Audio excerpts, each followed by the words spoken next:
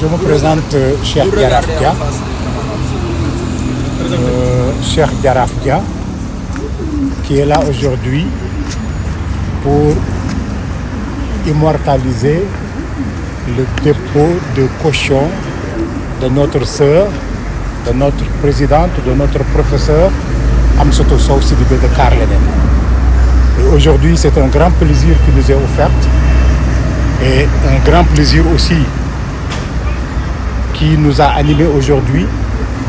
Et nous voulons lancer un appel à tous les Sénégalais de la diaspora et plus particulièrement aux femmes de venir se joindre à nous, puisque nous avons constaté que depuis des décennies, il n'y a que les hommes qui dirigent le Sénégal.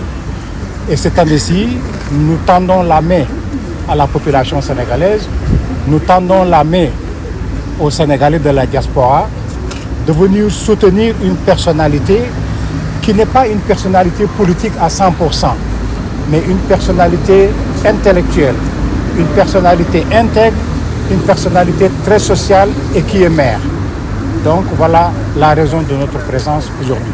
Est-ce à dire que vous êtes réellement prêt pour ce combat-là? Mais naturellement, nous sommes prêts. Ce qui démontre que nous sommes prêts, c'est déjà, nous sommes là, nous avons terminé les parrainages, nous sommes là pour le dépôt de la caution. Donc nous sommes toujours en conformité avec la réglementation du pays en matière électorale. Êtes-vous optimiste par rapport aux sélections qui concernent le parrainage? Bon, alors ça, nous laissons quand même la lassitude aux responsables. Ceux qui vont choisir sauront ou bien doivent savoir que nous, en tant que citoyens acceptant d'être gouvernés, nous avons fait notre devoir. Maintenant, le reste, ça les incombe. On peut te résumer en wolof, s'il vous plaît. En wolof. waaw man maa ngi tudd Cheikh Diaraf Dia tey dañ ñëwoon fii ngir déposer caution ki nga xam ne mooy présidente Amsatou Sow Sidibé bu CAR Leneen. ma waxaale tuuti rek ne bis bu solennel la parce que tey journée internationale de la solidarité populaire la Amsatou Sow Sidibé choisir ko pour mën a ñëw déposer li nga xam ne mooy caution bi nag ñëw nañ déposer ko ñi ngi ubbi di ñaan yàlla ñi nga xam ne ñooy dëkk ci réew mi war a voter surtout ñi nga xam ne ay soxna lañu ñu ñëw jàppale seen sœur jàppale Amsatou Sow Sidibé. bu ñu xoolee ne góor ñi ay ati at ñi ngi nekk ci bopp réew mi waaye réew mi amul changement kon nañu seet ki nga xam ne yaay la mooy toppatoo kër mooy toppatoo borom kër mooy toppatoo lépp nañ ko jéem a dénk réew mi ñu xool ba xam ndax nan la war a mën a demee. kon ñi ngi tàllal suñu loxo jigéen ñëpp nañ ñëw ci fi nga xam ne mooy Amsatou Sow Sidibé ak li nga xam ne mooy CAR Leneen pour jéem a xool ndax changement bi nga xam ne yaakaar nañ ko ci biir Sénégal xëy na bu ñu joxee réew mi jigéen ñooñu dana indi changement yi nga xam ne yaakaar nañ ko. Est-ce que pare ngeen ci li nga xamante ne moo di parrainage ci li nga xamante ne moom moo di tànneef bi ñu seetlu leen ci wala ñu bàyyi leen ci biir? oui xam nga boo xoolee professeur Amsatou Sow Sidibé intellectuel la parrainage yi liñ ci war a def nañ ko liggéey nañ ni ñu ko war a liggéeyee li ci des nag moom dañ ko bàyyi ak ñi nga xam ne ñoom ñoo war a saytu ñu war a saytu nañ xam ne ñun citoyen bëgg a yore réew mi def nañ li ñu war a def mais li ci des nag ñoom ci seen loxo la nekk nañ seet seen diggante ak yàlla ñu jaarale ko li nga xam ne moom la nit ñi di xaar ci ñoom moo taxoon ñu teg leen ci kanam doomu aadama yi.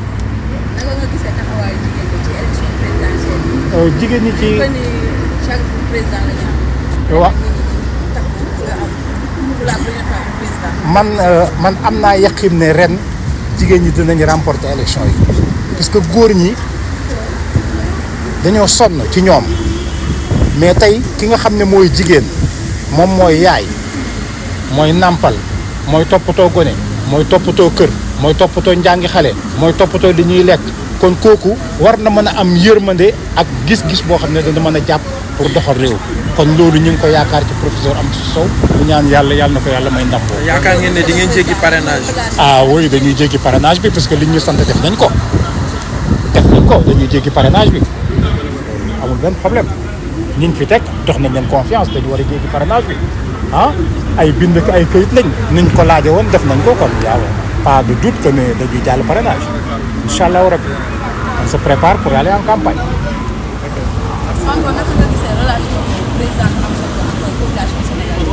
xam nga Amsatou dafa am moom ñoo xam ne posture am la Amsatou elle est constante Amsatou bokk ni ci jigéen ñoo xam ne mais dañuy bañ boobu lu am importance la am na loo xam ne tey bu lañ la ko defloo te nga xam ne du njëriñu réew mi te yow da ngaa taxaw ne réew mi ngay jàppale war ngaa am maandu ak xol ak gis-gis ak fit woo xam ne war ngaa mën a yëkkati sa loxo pour wax ne lii du ma ko def ndax du njëriñu réew mi je crois que am surtout attelage bi loolu moo taxaw ñu génn ci. En français, s'il te plaît. Pour cette dernière question. La relation entre Amsatou Sow et les populations. Bon, Amsatou, comme j'ai dit, la présidente professeure Amsatou Sow est une intellectuelle. Amsatou Sow fait partie des femmes qui vraiment ont marqué leur empreinte dans notre cher Sénégal. Amsatou Sow qui a eu la chance de former plus de 5 000, 15 000 bons citoyens, je dirais, bons citoyens, a quand même la capacité, a eu la lassitude de dire non quand il le faut et de dire oui aussi quand il le faut. Et c'est ce qu'elle a fait quand elle était à côté du président Macky Sall. Alors monsieur, donc beaucoup de candidats sont bloqués par le parrainage. Est-ce que vous pensez que vous allez franchir le cap du parrainage? Mais moi je ne peux pas comprendre pourquoi vous les journalistes, vous pouvez me dire que beaucoup de candidats ont été bloqués. Les parrainages ont été préparés. On demande aux partis ou bien aux mouvements d'aller déposer leur parrainage, mais laissons quand même la lassitude au service de contrôle pour contrôler, pour savoir qui part et qui ne part pas. Mais actuellement... Est-ce que vous avez cet espoir-là, je vous dis? Ah oui, pourquoi pas? Nous sommes des Sénégalais. Ceux qui sont là pour faire ce contrôle-là, mais ils sont des Sénégalais. On dort avec eux, on mange avec eux. Ils sont parmi nous, hein? Ce ne sont pas des extraterrestres ni rien du tout. Ils sont parmi nous. Donc nous avons confiance. Merci beaucoup.